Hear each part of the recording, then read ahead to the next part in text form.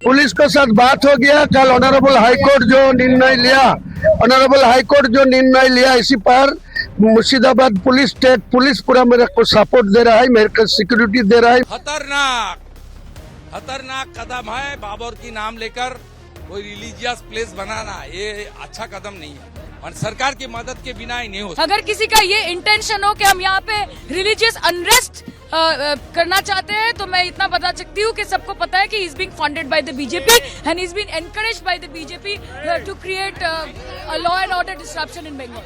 मेरा लाखों आदमी इकट्ठा होके मेरा जो लोग इतना लोग आया है, मेरा उम्मीद था जो 2 लाख लोग आएगी। पश्चिम बंगाल के मुर्शिदाबाद जिले के बेलडांगा में टीएमसी से निलंबित विधायक हुमायूं कबीर ने शनिवार को अयोध्या के बाबरी मस्जिद की तर्ज पर बनने वाली मस्जिद की आधारशिला रखी। कबीर ने कड़ी सुरक्षा व्यवस्था के बीच मंच पर मौलवियों के साथ फीता काटकर औपचारिकता पूरी की। इस दौरान नाराए तकबीर, अल्लाहू अकबर के नारे भी लगाए गए। कार्यक्रम में 2 लाख से ज्यादा लोगों की भीड़ जुटी। बंगाल से अलग अलग जिलों से आए लोगों में कोई अपने सिर पर तो कोई ट्रैक्टर ट्रॉली तो कोई रिक्शा या वैन पे ईंट लेकर कार्यक्रम स्थल पर पहुंचा था। वहीं कार्यक्रम को लेकर बेलडांगा समेत आसपास का इलाका सुबह से ही हाई अलर्ट पर रहा। बेलडांगा और उसके आसपास सेंट्रल आर्म्ड फोर्स की 19 टीमें, रैपिड एक्शन फोर्स, बीएसएफ, स्थानीय पुलिस की कई टीमों समेत 3000 से ज्यादा जवान तैनात रहे। नमस्कार, मैं हूं आपके साथ सिद्धांत पाठक और आप देख रहे हैं IBC 24 डिजिटल। दरअसल हुमायूं कबीर ने 25 नवंबर को कहा था कि वे 6 दिसंबर को अयोध्या में विवादित ढांचे के विध्वंस के 33 साल पूरे होने पर बाबरी मस्जिद की आधारशिला रखेंगे। इस पर टीएमसी ने 4 दिसंबर को हुमायूं कबीर को पार्टी से सस्पेंड कर दिया था।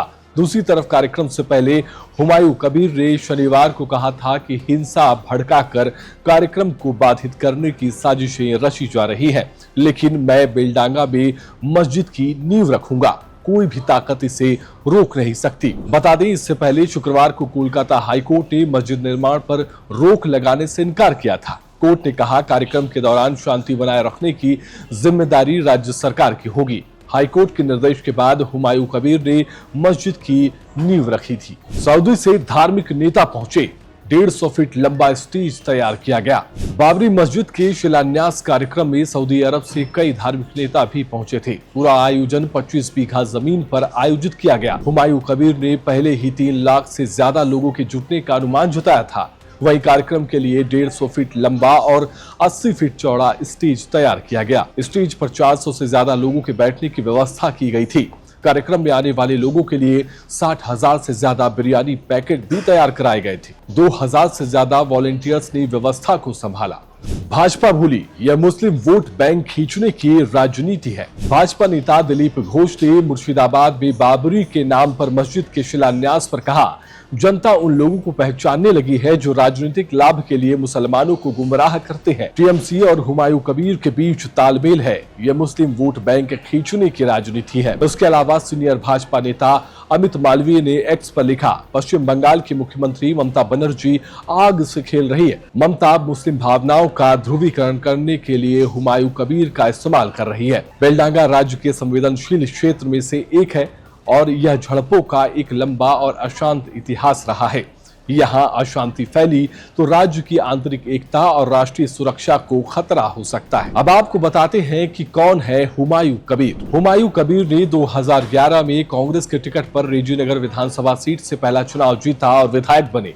2012 में पार्टी से आंतरिक विवादों की वजह से कांग्रेस से इस्तीफा दे दिया। उसके बाद 2013 में टीएमसी में शामिल हो गए। पहले कार्यकाल में कैबिनेट मंत्री बनाए गए। फिर 2015 में पार्टी विरोधी गतिविधियों के आरोप में टीएमसी ने 6 साल के लिए पार्टी से बाहर का रास्ता दिखा दिया।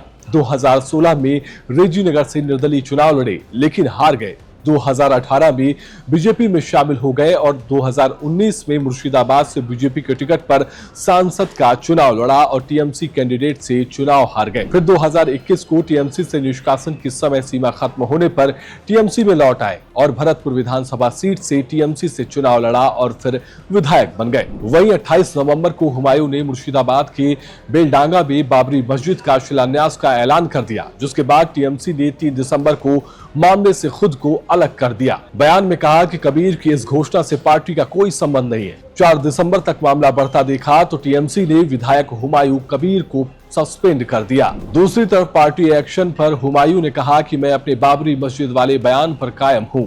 22 दिसंबर को अपनी नई पार्टी की भी घोषणा करूंगा। विधानसभा चुनाव में 135 सीटों पर उम्मीदवार उतारूंगा। मैं उन दोनों यानी कि टीएमसी और भाजपा के खिलाफ चुनाव लड़ूंगा। बहरहाल इस पूरे आयोजन को लेकर देश भर में राजनीति भी तेज हो गई है। इस पूरी खबर को लेकर क्या है आपकी राय, कमेंट में हमें जरूर बताएं। नमस्कार।